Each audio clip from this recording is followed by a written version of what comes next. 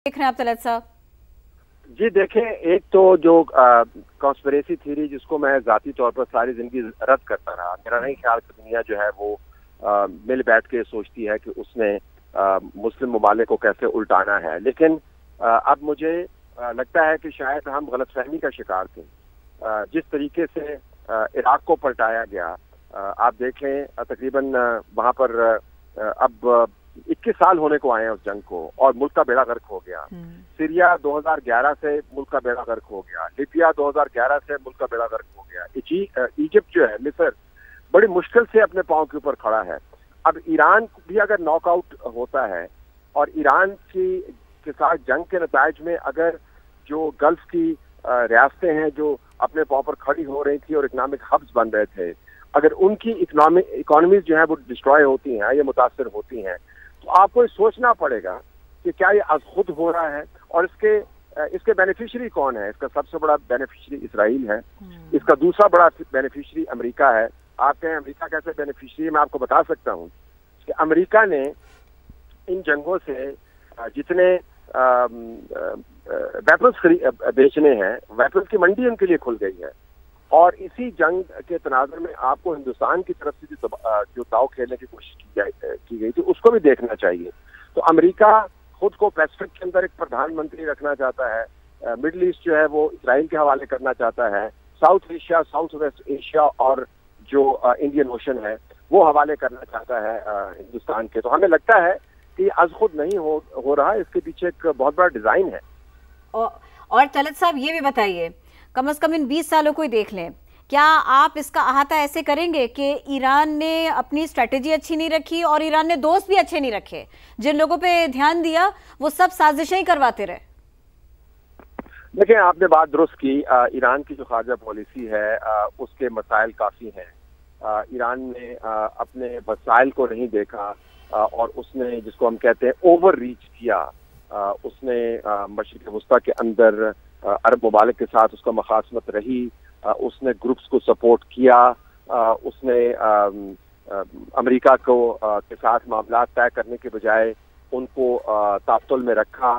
आप ये तमाम बातें दुरुस्त अंदाज से, फैक्चुअल अंदाज से कर सकती हैं। हमें बल्कि यहाँ पर यह भी बात करनी चाहिए, और मैं बताता हूँ कि हम ये क्यों कर रहे हैं, कि जब हिंदुस्तान ने पाकिस्तान के खिलाफ जारहियत की तो ईरान की तरफ से जो रद्द-ए-अमल आया, हमें उसको भी पढ़ना चाहिए। वो उस रद्द-ए-अमल से बिल्कुल मुख्तलिफ था जो हमारी तरफ से किया, और चाबहार के अंदर उनकी, हिंदुस्तान की क्या इन्वॉल्वमेंट है। और ये ना भूलिए कि कुलभूषण जाधव जो है वो कहाँ से पकड़ा गया। तो ये मामला अपनी जगह पर, लेकिन गुजारिश ये है कि इराक के पास तो वेपन्स ऑफ मास डिस्ट्रक्शन नहीं थे, उसके खिलाफ एक झूठा केस बनाया गया, उसको उल्टा दिया गया। लीबिया के पास तो ऐसी कोई टेक्नोलॉजी नहीं थी, इल्जाम लगा के उसको उल्टा दिया गया। सीरिया के अंदर क्या दर्जनों और मिसालें आप इजिप्ट के हुआ। तो अब ईरान के पास अमलात ना भी रहे और उसकी खारजा दुरुस्त की निजात उसका काम हो जाता, लेकिन मेरा नहीं ख्याल कि इसराइल उसको आसानी से छोड़ता। इसराइल के सामने अब एक ही गोल नजर आता है कि वो किसी तरीके से ईरान के अंदर एक नई हुकूमत वो लेके आए और उस हुकूमत को अमेरिका इंडोर्स करे और उसके जरिए वो खुद को मनवाए, फिर अरब सल्तनतें जो हैं, जो रियासतें हैं, वो उसको माने और एक काबिल सही रियासत के तौर पर उस तमाम इलाके को जो उसने मसखर किया है। देखें, इसमें जो गजा वाले हैं उनकी जमीन पर जो कब्जा है और जो 70,000 लोग मार दिए हैं, उनका कहीं भी जिक्र भी नहीं है। इसराइल ने असल में कब्जे वहां पर किए हुए हैं, यहाँ पर तो बम्बार्डमेंट कर रहा है। तो मेरा नहीं ख्याल कि ईरान बहुत देर तक बच सकता था, लेकिन आप दुष्फर्म आ रही है कि अगर वो ज्यादा तदब्बुर से चलते और अपने नेबरहुड में पाकिस्तान समेत मामला दुरुस्त रखते तो शायद आज हालात कुछ थोड़े से मुख्तलिफ होते हैं।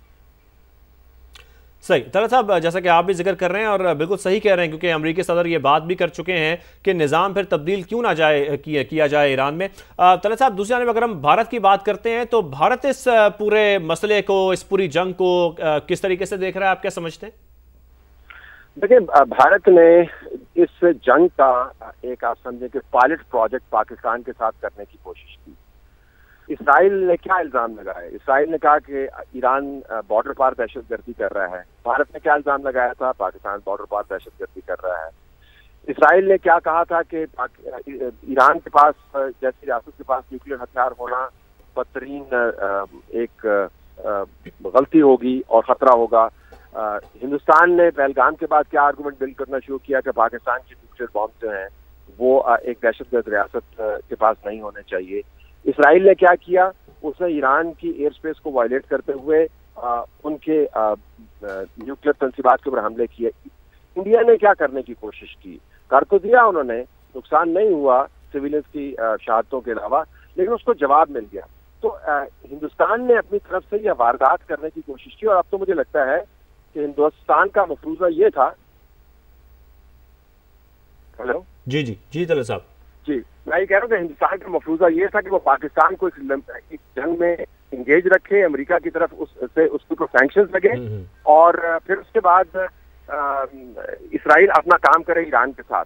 तो अगर कोई खतरा होता पाकिस्तान की तरफ से तो हिंदुस्तान की इंगेजमेंट से न्यूट्रलाइज हो जाता। वो तो हिंदुस्तान को जवाब बड़ा अच्छा मिल गया। तो मेरे ख्याल से हिंदुस्तान तो ये देख रहा है कि इसराइल और ईरान की जंग में जब इसराइल की फतह होगी, उसका ख्याल है, तो फिर इसराइल, अमेरिका और हिंदुस्तान मिलके पाकिस्तान का घेरा करेंगे। ये कोई अब थीरी नहीं रह गई, ये बाकायदा हिंदुस्तान के अंदर बाकायदा बात हो रही है कि जब मिडिल ईस्ट का नक्शा तब्दील हो जाएगा तो फिर हम साउथ एशिया का नक्शा भी तब्दील करने की कोशिश करेंगे। ये उनके बराह रास्त प्लान का हिस्सा है, ये उनके प्लान का हिस्सा लग रहा है। अच्छा तलत साहब, यहाँ पर हम इस चीज़ पे भी आपसे कमेंट चाहते हैं क्योंकि हमने ये देखा कि जो ईरानी वज़ीर ख़ारजा हैं उन्होंने रशिया का भी विज़िट किया और वहाँ पे सदर पुतिन से भी मुलाकात की और उस मुलाकात में पुतिन की जानिब से ये कहा गया कि हम मदद की कोशिश भी करेंगे, जिसके बाद हम ये देख रहे हैं कि ईरान ने जो ऐलान किया था हमला करने का अमेरिका पर, फिर ये आज का हमला हमारे सामने आ गया है। तो कोई रशिया की इन्वॉल्वमेंट को आप कैसे देख रहे हैं इसमें? देखिए, रशिया का जो अखलाकी जवाब है वो बहुत अंडरमाइन हो गया है। अगर रशिया ये कहता है कि किसी रियासत को दूसरी रियासत के बॉर्डर को पार करके हमला नहीं करना चाहिए तो झट से यूक्रेन का केस सामने आ जाता है। तो जब रशिया खुद यूक्रेन के अंदर घुसा हुआ है, जब रशिया खुद उन पर हमले कर रहा है, तो फिर रशिया किस तरह अमेरिका या इसराइल को इखलाकी तौर पर या बैन अवी कवानीन का सबक पढ़ा सकता है? तो एक तो ये इशू है। लेकिन मैं आपको एक दिलचस्प बात बताऊं, मैं रशिया के RT के एक बड़े अहम तजिया निगार से बात कर रहा था, तो उसने कहा कि हमारे लिए कोई बड़ा नुकसान नहीं है कि अगर ईरान के साथ ये हो। मैंने कहा आपका तो ईरान के साथ बड़ा गहरा ताल्लुक है, न्यूक्लियर आपसे बना के दिए, आपको ड्रोन दिए, बड़े गहरे हाथ है आपके, तो 9 करोड़ के साथ काशी के लिए बना रहे हैं, आप इन्वेस्ट हैं। तो आज उनका जी देखें, मगरब हमें हमेशा ताने देता था कि आपने यूक्रेन में क्या किया। अब उस ताना और उस ताने की वजह से हम पर सैंक्शन लगाता था। अब क्योंकि ईरान के साथ वो वही काम कर रहे हैं, कम से कम हमें वो बावर नहीं करवा सकते कि हमने क्या किया। तो रशिया की भी हालत वही है, जो रशिया समझता है दोनों एक दूसरे को ताने नहीं दे सकते। तो रशिया मखसूस मदद के अलावा मदद नहीं करेगा। उसका मेन फोकस यूक्रेन है, वो यूक्रेन के ऊपर स्पेस चाहेगा क्योंकि वो उसका करीब तरीन हिस्सा है। वो जिस तरह वही उसकी हालत है जो कश्मीर की हमारे लिए है या अफगानिस्तान की हमारे लिए है। ईरान उसके लिए अहम है, लेकिन ईरान उसके कोर इंटरेस्ट के अंदर नहीं आता। तो कुछ थोड़ी बहुत तो वो मदद कर देगा, लेकिन इन हालात में जब अगले चंद घंटों में शायद 1-2 दिन में डोनाल्ड ट्रंप की तरफ से जवाब आए और बड़ी बम्बारमेंट हो, तो उसमें क्या सामान आएगा ईरान के अंदर और कौन उसकी क्या मदद करेगा? जो भी हो, अगले 48 घंटे, अगले 24 घंटे इंतहाई अहम है इस जंग का रुख भी तय करने के लिए और फिर उसमें अमेरिका का रसूख भी तय करने के लिए। तलत साहब जी, आपने बिल्कुल दुरुस्त फरमाया। 48 घंटे तो इमीडिएटली इस मामले को खुलते हुए आप देखेंगी। इसके अंदर यह भी देखना होगा कि वहां पर अगर जहां पर मिसाइल गिरे हैं इर्द गिर्द कहीं कैजुअलिटीज तो नहीं हुई। एक्यूरेसी अब इन मिसाइल्स की उसके ऊपर थोड़ा सा सवालिया निशान है। अगर ऐसी कोई बात होती तो फिर हमने ये भी देखना होगा कि वहां से उनकी हुकूमत का रद्द-ए-अमल क्या आता है। OIC का इजलास बुलाया जाता है, नहीं बुलाया जाता, आपस में इन सरबराहान मुमलिकत की क्या बातें होती हैं और ईरान कैसे एक बैलेंसिंग एक्ट करता है कि उसने एक अरब मुल्क की या ममालिक की सरहदों को उसने पार किया या उसको खतरा महसूस हो रहा है उन अरब ममालिक को, और साथ वो उनकी सपोर्ट का तालिब भी है। ये एक बहुत ही मुश्किल एक्ट है। तो मुझे लगता है कि ईरान आखिरी पत्ते तक खेलेगा और उसने ये साबित करना है कि मैं जो कह रहा हूँ उस पर अमल दरामद करने की इस्तात भी मेरे पास है। तो और उसका ख्याल है कि जब वो ऐसे काम करता है तो उससे उसकी डिटेरेंट कैपेबिलिटी जो है, यानी वो सलाहियत जिससे वो मजीद हमलों को प्रिएम्प्ट कर सकता है और सफारतकारी के पहियों को तेज कर सकता है, उसको तवानाई मिलेगी। लेकिन ये एक जुआ है ये जुआ बिल्कुल उलट भी हो सकता है, ईरान मुकम्मल तौर पर तनहा भी हो सकता है।